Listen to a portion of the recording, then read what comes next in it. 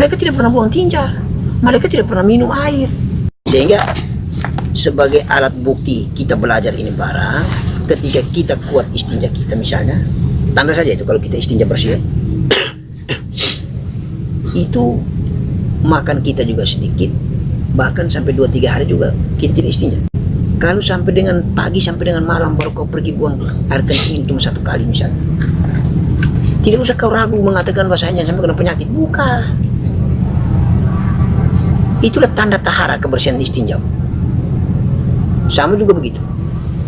Kalau kita istinja sudah tingkat mendalam di bagian tubuh, hampir 1 hari itu kita tidak pernah membuang angin, tidak pernah kita kentut. Bahkan 2-3 hari kita tidak pernah kentut. Tapi kalau makanan ini sudah full misalnya, itu tandanya kita sudah kentut. Kalau kita tidak pernah buang angin, tandanya bahwa di dalam terowong dubur kita itu kosong, bersih itu. Coba bayangkan. Kalaupun kita buang angin, kita bisa bedakan. Tidak bau itu menunjukkan bahwa terowong di dalam masih bersih. Tapi kalau sudah bau, insya Allah kita buang. Sudah kotor itu, segera buang. Itu tanda istinja. Karena angin yang keluar di sela-sela kotoran pasti bau. Tapi kalau angin yang keluar di terowong yang bersih, ya bau. Walaupun buhu ya bau. Angin kosong. Angin kosong juga. Karena dubur istinja kita bersih. Terowong dubur itu kita uji begitu. Pintu dubur, bersihnya, sucinya. Belum kita uji pintu kemaluan. Kalau dia teruji dengan baik, biar kau orang buka film porno, perempuan telanjang bugil, insya Allah alif kemaluan ini tidak akan berdiri sama sekali, mati. Bahkan ibadah dengan istri pun bukan karena syahwat, betul-betul karena ridho dan kehendak Allah Subhanahu wa Ta'ala. Itu sudah lolos itu 2 pintu. 2 pintu ini yang menentukan surga atau neraka. 2 pintu ini menentukan engkau marifat atau tidak. Saya kadang-kadang menarik kesimpulan bahwa orang istinja bersih sudah marifat. Tidak butuh harus jalan panjang dari alam ke alam. Istinjanya kalau sudah marifat, mantap, maka marifatlah dia. Karena kalau istinjanya bersih dan suci, kosong, ketika dia meninggal, itu tidak ada satu makhluk yang bernama binatang. Binatang itu akan menyentuhnya, karena dia bersih. Bahkan Allah akan menunjukkan wangi di dalam kubur. Maka orang tua dulu yang belajar ilmu tadi, ketika mau meninggal, dia buang dulu istinjanya. Dia kasih bersih istinjanya luar dalam. Dia kasih mandi dirinya dulu, baru dia mati. Ketika orang mau kasih suci, kasih bersih dia, apa orang bilang? Dia sudah kasih mandi pada punya dia. Orang macam ini biar dibuang saja begitu, anjing tidak makan karena tidak bau, hancur, tidak akan hancur dimakan tanah. Maka istinja ini penting dalam ilmu tarekat, Pak. Tidak ada ceritanya bilang kau kencing tidak cebok berkoar apa, tidak. Syariat saja tidak berlaku, apalagi hakiki. Hakiki harus lebih bersih dari yang bersih, Pak, lebih suci dari yang suci. Tidak ada hukum baunya lagi,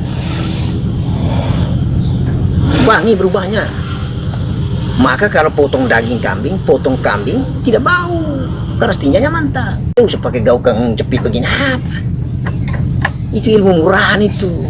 Karena istinja saja. Orang istinjanya mantap, halal. Ini kalau istinja sudah beres bagaimana kan? Kita mau cicipi makanan minuman yang dihidangkan.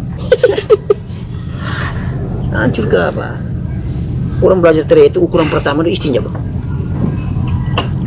Baru ukuran yang kedua di pintu kemaluan. Karena dua-dua itu berhubungan erat. Kalau istinjanya mantap, ibadahmu dengan istri juga mantap. Baru sempurna ma'rifat. Mengapa? Karena sumber asal muasal kita dari kemaluan, dari alif kita. Alif ini membuat besar manusia. Alif ini menciptakan manusia. Karena setetes mani dititipkan di dalam alif, ditempatkan tulang sulbi laki-laki, dan tulang sulbi ini dihiasi dengan nurnya Muhammad Sallallahu Alaihi Wasallam. Jadi pas masuk semprot itu penuh, ada ruh, ada nur di dalam mani. Ada ruh, ada nur, maka dia hidup mani itu. Dia berubah menjadi darah. Sel itu akan berubah menjadi darah. Gitu. Dari sekian sel itu mati satu sel saja yang dihidupkan oleh Allah Subhanahu Wa Taala.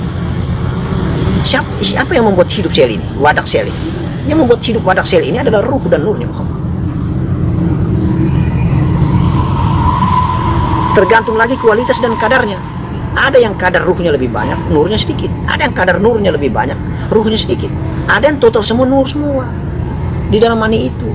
Maka terkenalah dengan bahasa majdub kita, nur mani-mani Allah, mani-mani Muhammad, mani-mani la ilaha illallah. Ruh mani Allah, mani-mani Muhammad, mani-mani la ilaha. Sehingga waktu istri kita hamil, dia tahu anak ini posisinya di mana, di sini kan, di atas ini kan, di bagian bawah perut kan. Itu ketahuan itu. Kualitas mani, kadar mani, tingkat mani. Di dalam memproduksi anak itu ada kelasnya. Bukan hanya asal semprot-semprot saja. Belajar dulu ilmu rumah tangga ini, baru kau kawin. Itu bukan binatang istrimu itu, kau naiki saja, bodohnya. Itu bukan binatang itu. Lalu besar kau mengharapkan kau punya anak jadi ulama. Bagaimana kau bikin anakmu saja macam binatang? Anakmu juga perilaku macam binatang kah? Karena cara bikinmu waktu kau dengan istri itu seperti binatang. Tidak pakai tata cara agama, tidak pakai tata cara ilmu Allah. Begitu.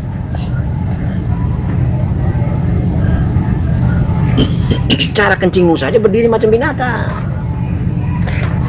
Tidak cebol lagi, itu kan binatang itu. Bagaimana kau menginginkan bahwa kau juga kasar, kau juga jalan, kau juga bicara marifat? Iya, hubungan kah? Jauh kah?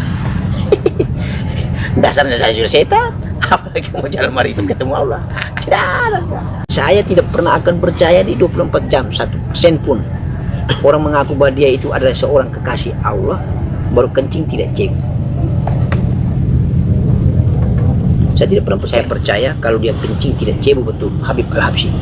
Saya lihat dengan mata kepala, tapi baunya wangi. Ini kalau kita masih berbau busuk ini, aduh, berarti bukan air seni yang keluar itu kalau bau wangi kan? Bukan hasil makanan bumi itu, Bung. Kalau wangi itu bukan air bumi yang diminum, Bung. Mana ada air bumi itu wangi? Berarti yang keluar itu bukan air seni itu. Kita ini keluar air seni asli masih bau, ya. Tidak usah omong alam ini, kamu jalan ketemu saya ke tidak, manfaat. Yang kecil-kecil itu kita kupas itu tidak habis-habis, baru naik lagi di kurbi. Panjang ceritanya baru kita naik di napas. Napas itu lebih rumit lagi kita urus. Nanti kalau macam pertanyaannya Redmond di bab psikologi, ya itu yang pertama berasal dari mana, kemudian jadi darah, daging, tulang, kulit. Sekarang kita mau mati, kita usaha bagaimana caranya supaya kulit ini berubah menjadi daging, daging berubah menjadi tulang, tulang berubah menjadi darah, darah berubah menjadi mani. Itu yang jadi soal itu. Nah, bagaimana caranya itu? Supaya mati darah ini tidak lagi berwarna merah, karena darah bukan lagi darah tapi darah menjadi mani. Tidak gampang itu apa? Bukan sekedar cerita, butuh mujahadah. Allah berfirman seperti itu. Kalau orang bertanya engkau tentang ruh, wahai Muhammad, katakanlah bahwa ruh itu adalah urusanku, kecuali aku berikan engkau ilmu hanya sedikit. Sedikit bagi Allah, bagi kita banyak itu. Sekarang tidak usah panjang lebar kita ini toh, tidak usah panjang lebar tebarkan kita punya wawasan untuk kita capek-capek mengkaji. Kita kaji dekat-dekat saja. Contohnya macam tadi, anak-anak datang main, tinggal baca, pak, pukul di kepala langsung main. Siapa yang bikin dia bergerak main? Apakah kalimat dan kata-kata yang saya sebut tadi baru sampai dengan menggerakkan dia main? Lalu apa hubungannya itu kontakan saya dengan dia ini? Sekarang anak-anak yang belum tahu main sama sekali, misalnya Abang Hadi yang isi, coba bisa ke tidak? Kalau Abang Hadi isi tidak bisa, apa pertanyaannya? Kenapa Abang Hadi tidak bisa, saya bisa? Itu saja, kajiannya di situ saja. Kembali lagi macam tadi malam kita bahas itu butuh mujahadah panjang, Bang. Kasih bersih dubur, kasih bersih kemaluan, kasih bersih terowong pintu mulut, pintu mata, pintu telinga, tangan, kaki, darah kita, daging kita, tulang kita, kulit kita. Bertahun-tahun mujahadah itu. Kemudian baru Allah menempatkan dirinya di raga ini. Maka melalui tangan ini baru Allah memukul kepala anak-anak ini. bukan lagi tangan hamba ini. Kalau tangan hamba ini tidak ada artinya, kok makhluk kok apa kuasanya, ya kan? Ya kuasanya Allah yang besar. Bukan karena kalimat yang saya baca, tidak ada doa kalimat mengatakan bahwa bacalah kalimat ini, sesungguhnya kalimat ini dapat menggerakkan anak-anak bermain silat. Tidak ada. Ini bukan mantra doa ilmu dunia punya. Ini doa kasih anak-anak main silat. Tidak ada. Kita semua ini tergantung kepada Maha Besar Allah Ta'ala. Doa Allah Ta'ala yang gerakkan lebih. Begitu, ya kan? Ini bodoh, raga ini bodoh, begitu.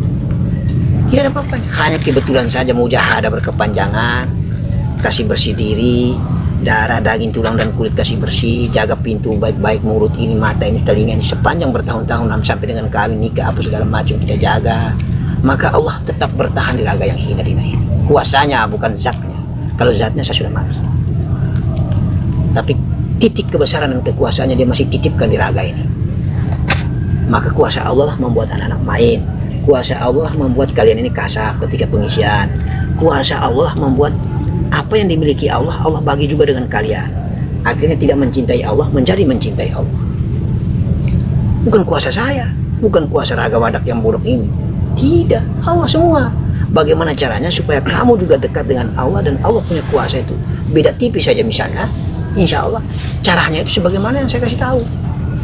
Bersihkan duburmu, bersihkan kemaluanmu, sucikan duburmu, sucikan kemaluanmu, sucikan matamu, pendengaran telingamu, mulutmu, hidungmu, tanganmu, kakimu, darahmu, dagingmu, tulangmu, kulitmu, latifah-latifahmu, jantungmu, empedumu, limpamu, hatimu, paru-paru, akal pikiranmu, hatimu, nafasmu. Elemen-elemen yang saya sebut ini kasih bersih dia, kasih suci. Cara apa kasih bersih? Zikrullah, tafakur, bermain nafas. Sederhana saja, kenapa? Karena malas, ya kan? Lihat. Tapi mujahadah jalan terus, pengisian jalan terus, tafakur jalan terus, ya tuh. Yang penting modal mencintai Allah dan merasakan adanya Allah di dalam dirinya sudah ada, kekal dan tidak bisa hilang lagi. Sekarang tinggal hanya kasih bersih poi. Persoalan yang rajin yang mana, itu saja. Yang rajin kasih bersih, alhamdulillah baik. Yang malas lima resikonya. Jangan cemburu dengan orang yang rajin kasih bersih. Semuanya sederhana saja, sederhana saja. Kacamata ini supaya bisa lihat kan kasih bersih ini debu. Cara kasih bersih debu pengisian, tafakur, zikir. Tiba-tiba dari retno dan mati lampu renung sendiri dengan gaya fikirnya Allah tanamkan nurnya di muka asal. Ismail nggak punya warna apa-apa selawat tuh. Zikir muka ya. Sederhananya seperti itu. Kalau kita mau cepat marifat bertemu dengan Allah, jalan cepat, lihat pemandangan gaibiyah yang indah, insya Allah. Jaga raga jasad ini baik-baik, awet, menghindar diri dari keramaian, aman sudah. Karena kalau bergabung dengan keramaian masih resikonya besar di.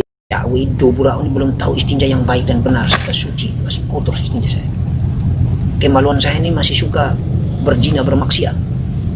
Lihat perempuan saya bersahabat dan bernafsu, kan baik caranya ya. Berarti awak harus cuci darah. Bagaimana cara mencuci darah? Berzikir kepada Allah supaya matikan syahwatku, bersih dan sucikan syahwat, menjadi syahwat yang tenang, nafsu mutmainnah irji ila radiyah wal mardiyah. Ya ayyatuhan nafsul mutmainnah irji ila rabbika radiyatan wal mardiyah. Insyaallah. Itu duduk menghisap diri. Istri kita, dua kita kalau datang mau cerita, bahasa cukup. Tidak boleh itu bicara orang punya aib, tidak boleh bicara apa yang namanya berhenti. Ulit terowong kita yang bernama mulut berdosa, terowong yang bernama telinga berdosa, berhenti. Sudah bahas bisa. Mulai pelan-pelan begitu deh mujahadahnya. Supaya suara gaib dari kita punya orang tua yang mati datang kasih tahu, kita dengar di telinga. Telinga batin maksudnya tuh, karena telinga jasad dia lupa deh. Bahkan suara jin, suara dari alam bumi ini tenang warna. Kalau telinga jasad kita ini bersih dan suci, jaga aurat pendengaran telinga kita dari yang baik-baik, dari yang jahat kita jaga, kita cekal, kita lindungi, insya Allah yang baik-baik saja yang kita renai. Itu kalau misalnya malam dari zikir gua aku kasih amanah pesan lewat suara gaib, renah itu dengar itu. Saya dengar macam abi anu gumang salam dia urusnya Assalamualaikum. Berarti telinga ini terang. itu suara zahir. Jika Assalamualaikum, Retno rendah itu sana. Karena pun telinga itu sudah bagus, sudah bersih. Telinga zahir ini. Kalau saya pakai batin, telinga batinnya juga mantap, insya Allah dengar. Gitu deh. Abang pernah kan abang hafal dan abang ingat ketika suatu saat itu khutbahnya Datuk Sayyidina Umar kasaf dikasih kebesaran oleh Allah, dia melihat peperangan yang terjadi, lalu Sayyidina Umar di atas mimbar dia mengatakan Allahu Akbar, menang di sana, suaranya didengar itu Datuk Sayyidina Umar, tembus itu. Karena telinga orang-orang suara di sana itu dikasih kebesaran oleh Allah, itu bersih di suara ini pun suaranya Allah. Bilal bin Rabah itu aja belum pakai mic bang. Orang Makassar satu kampung renam ya. Dari mana suara itu didatangkan? Dari mana pendengaran telinga itu dikasih kebesaran oleh Allah bisa mendengar? Hanya karena ini telinga orang dulu itu masih bersih semua. Namanya hidup ini harus butuh harta, makanya kita punya harta. Tapi tidak kita bawa sampai kita mati. Tidak usah juga terlalu serius lah. Tidak usah juga terlalu stres aku tidak punya harta. Kalau tidak marah juga kalau kau miskin. Kau hanya karena merasa gengsi saja dengan orang kau stres. Yang ada manfaatmu. Yang menjadi kau gelisah dan gundah gulana itu kecuali kau belum memiliki ilmu akhirat. Karena bekalmu untuk sebelah itu belum ada, itu yang kau menjadi pikiran. Yang kita cari itu tasawufnya makanan itu yang namanya enak itu. Bukan syariatnya makanan ini. Kalau syariatnya makanan ini dah yang banyak jumlahnya itu. Orang yang kalau makan dalam bentuk jumlah yang banyak itu dia pentingkan syariatnya. Tapi kalau orang makannya sedikit tetapi dia menikmati, itulah tasawuf. Jadi mulai makannya, minumnya, semuanya serba sedikit. Tetapi dia lebih kenyang daripada kau yang makan banyak tetapi tidak pernah